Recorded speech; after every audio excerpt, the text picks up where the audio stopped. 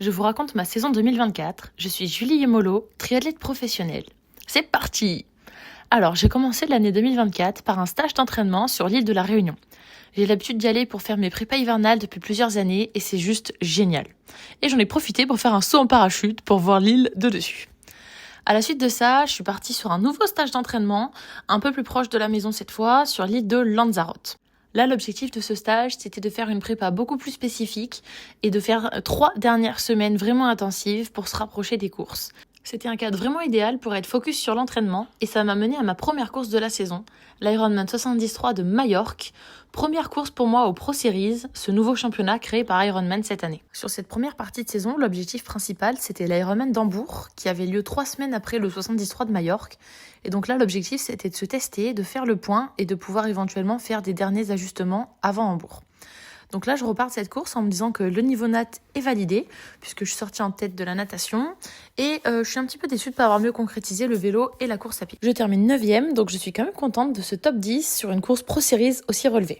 Je me projette tout de suite sur la course suivante, l'Ironman 73 d'Aix-en-Provence, qui a lieu juste à côté de chez moi. Le niveau natation est validé une deuxième fois, et cette fois-ci, j'ai réussi à me faire plaisir aussi sur la partie vélo.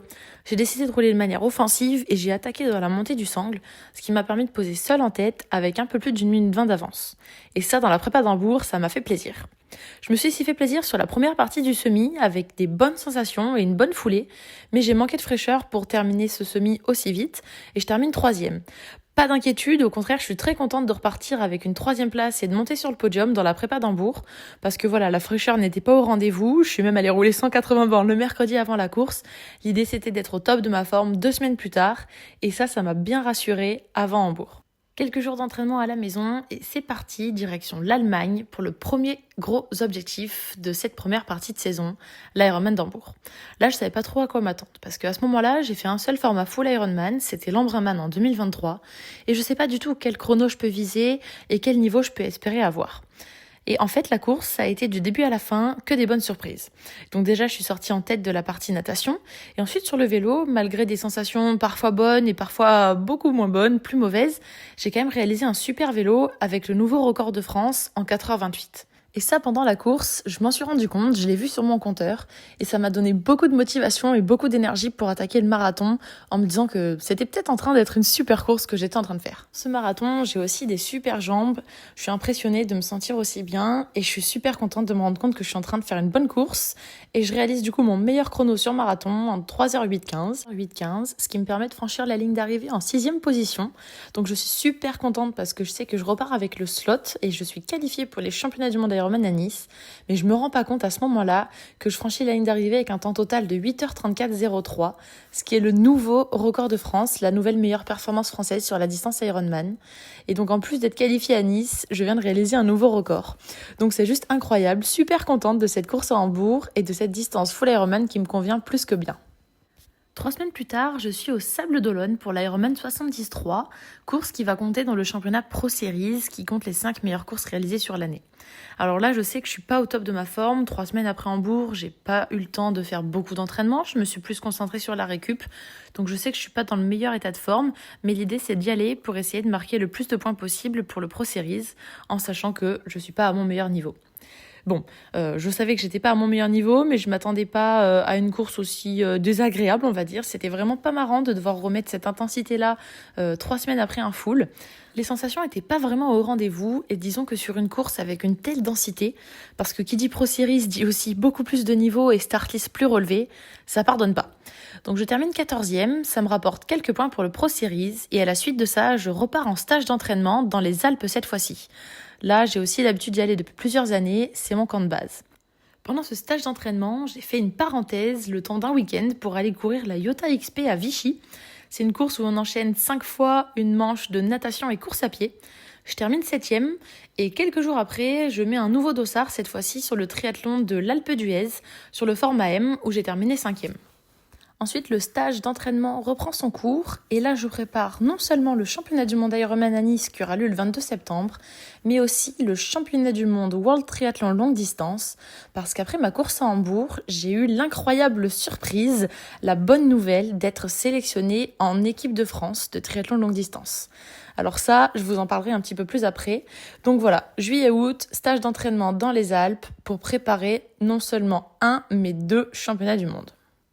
Et me voilà donc en Australie pour ma première sélection en équipe de France.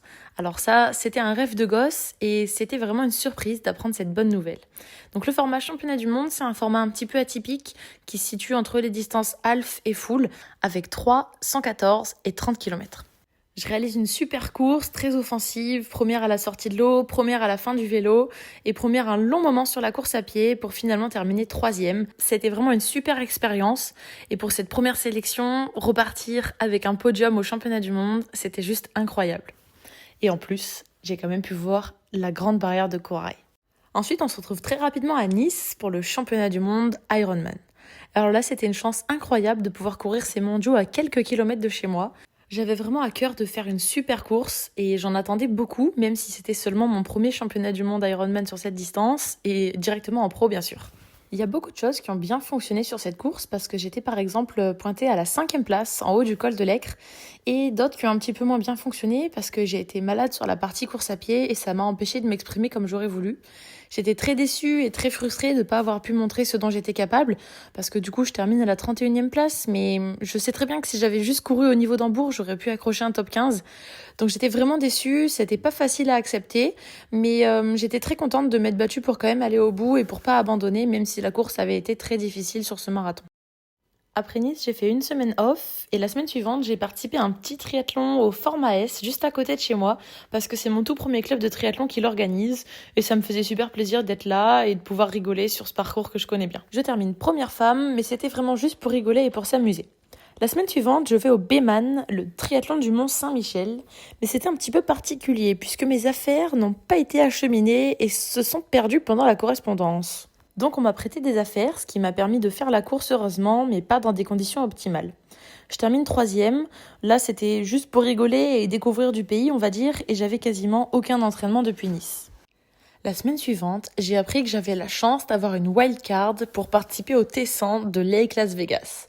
Alors il faut savoir que c'est vraiment une chance un peu extraordinaire parce que pour ceux qui ne sont pas en contrat, il y a seulement 20 athlètes chaque année qui ont un contrat T100 et pour les autres c'est très dur de pouvoir participer à ces courses où il y a seulement 20 places au départ puisqu'il faut qu'il y ait un désistement des athlètes en contrat pour libérer des places et là ensuite c'est par rapport au ranking mondial que les athlètes vont être appelés un par un. Donc c'est très compliqué d'avoir une chance de courir là-bas et donc quand j'ai eu cette opportunité, j'ai pas hésité une seule seconde et j'ai dit oui. Donc me voilà à Lake Las Vegas pour faire mon premier T100. Donc faut savoir que sur les courses du T100, tout au long de l'année, il y a grosso modo un niveau championnat du monde. Donc c'est une course vraiment très relevée avec les meilleurs mondiales. Donc déjà c'est une grande chance comme je vous le disais d'avoir le droit d'y participer et franchement moi ça me fait rêver. Par contre, le point un petit peu négatif, c'est que j'aborde pas cette course dans les meilleures conditions. Alors déjà, tout simplement parce qu'on est en fin de saison, les gros objectifs sont déjà passés, après Hambourg, Townsville et Nice, et c'est difficile d'avoir beaucoup de pics de forme dans une saison. Et ensuite, tout simplement parce que je suis tombée malade après le Béman, et ça m'a fait prendre pas mal de retard aussi dans mon entraînement. Donc du coup, j'aborde pas cette course dans les meilleures conditions, avec mon meilleur niveau de forme, même si bien sûr pour mon premier T100, j'aurais aimé être à mon meilleur niveau. Mais voilà, j'ai accepté cette wildcard en sachant que je serais pas au top de ma forme, parce que c'est déjà une occasion assez rare d'être invitée sur ce circuit, et j'y allais en connaissance de cause, et je termine 15e pour cette première participation. À la suite de ça, je suis partie pour un dernier stage d'entraînement en vue d'une dernière course qui devait clôturer ma saison 2024. Et vous l'avez vu sur les panneaux, je suis partie à Hawaï, qui était pas très loin en partant de Las Vegas et pas très loin de la prochaine course. Ça m'a aussi permis de découvrir l'île que je ne connaissais pas et de commencer à repérer les parcours en vue d'un championnat du monde Ironman l'année prochaine ou les années suivantes. En tout cas, c'était un super stage d'entraînement. Ça m'a permis de continuer à rester acclimatée à la chaleur et de faire les dernières semaines qui me menaient à ma dernière course de la saison 2024. Et cette dernière course, c'était l'Ironman de Cozumel au Mexique. J'ai décidé de courir à Cozumel pour plusieurs raisons. Alors déjà la première, c'est que j'étais qualifiée pour le championnat du monde Ironman 73 qui allait avoir lieu à Taupo en Nouvelle-Zélande le 15 décembre. Donc à ce moment-là, il n'était pas question d'arrêter ma saison. Et puis en plus, j'avais pas envie de m'arrêter mi-octobre. Moi, je trouvais ça trop court et j'avais encore envie de courir dans tous les cas, topo ou pas. Ensuite, deuxième raison, c'est qu'à Cozumel, il y avait des slots pour le championnat du monde Ironman à Kona 2025 qui allaient être distribués. Et donc, si je faisais une bonne course à Cozumel, ça me permettait de me qualifier presque un an avant pour le championnat du monde Ironman de l'année prochaine. Donc me voilà à Cozumel, mais dans un niveau de forme assez incertain, parce que bien sûr j'ai essayé de m'entraîner à Kona, j'ai essayé de retrouver un niveau de forme, mais comme je vous le disais, le mois qui a suivi la course à Nice et qui a mené jusqu'au Tessin, c'était vraiment pas l'idéal d'un point de vue d'entraînement, et j'étais absolument pas sûre de ce que j'aurais pu récupérer, on va dire, pendant que je me suis entraînée à Kona. Donc je savais vraiment pas trop quoi attendre de cette course. Je savais pas si j'allais pouvoir faire une course d'un niveau comme j'ai eu le reste de l'année ou si ça allait être une catastrophe parce que c'est seulement mon 4e Ironman et c'est celui que j'aborde avec le moins d'entraînement. Donc j'étais vraiment pas sûre de grand chose, surtout que sur un full, le manque d'entraînement, ça peut vite rendre les choses très compliquées, ça peut être très très dur et très très long. Et finalement, j'ai été agréablement surprise, ça s'est quand même vraiment bien passé, que ce soit en natation, en vélo ou même sur la première partie du marathon. Et ensuite, oui, j'ai payé le manque d'entraînement, j'ai senti que je manquais de volume, mais je suis très contente parce que j'ai réussi à terminer 4e et donc à me qualifier un an avant pour le championnat du monde d'Ironman à Kona. Et en plus, malgré le manque d'entraînement, je termine en 8h59, donc je suis plutôt contente de ce petit sub 9, malgré le manque de volume. Et je suis surtout contente de repartir avec ce fameux slot et d'être qualifiée dès maintenant pour les mondiaux de l'année prochaine. Après ça, j'ai décidé d'arrêter ma saison et de ne pas courir les mondiaux 73 à Topo. Ça paraît dommage ou c'était même un peu frustrant et pas la décision la plus facile à prendre pour moi. Mais il faut savoir être raisonnable. La saison a été déjà très longue, très belle aussi. Et c'est un petit peu un miracle que Cozumel se soit aussi bien passé vu le manque d'entraînement que j'avais depuis les mondiaux à Nice. Donc je suis très contente de cette fin de saison et j'ai préféré en rester là et savoir des fois prendre les bonnes décisions. Voilà donc pour cette année 2024, j'ai juste adoré, c'est une de mes meilleures saisons, voire la meilleure saison que j'ai jamais réalisée et en tout cas la plus complète. J'ai vraiment accompli des choses qui me font super plaisir et qui m'ont rempli de bonheur, que ce soit ma course à Hambourg, la sélection en équipe de France, les championnats du monde à Nice juste à côté de chez moi. Ça a été vraiment beaucoup de moments forts, beaucoup de beaux moments. Je me suis aussi régalée à vraiment passer sérieusement sur la distance full, distance que j'aime beaucoup et qui, je pense, va peut-être mieux me réussir les prochaines années. Je suis aussi super contente d'être déjà qualifiée pour les mondiaux à Kona. C'est une chance hors norme et ça va me permettre de pouvoir construire la saison vraiment sereinement, tranquillement et de pouvoir vraiment planifier les choses sur le long terme.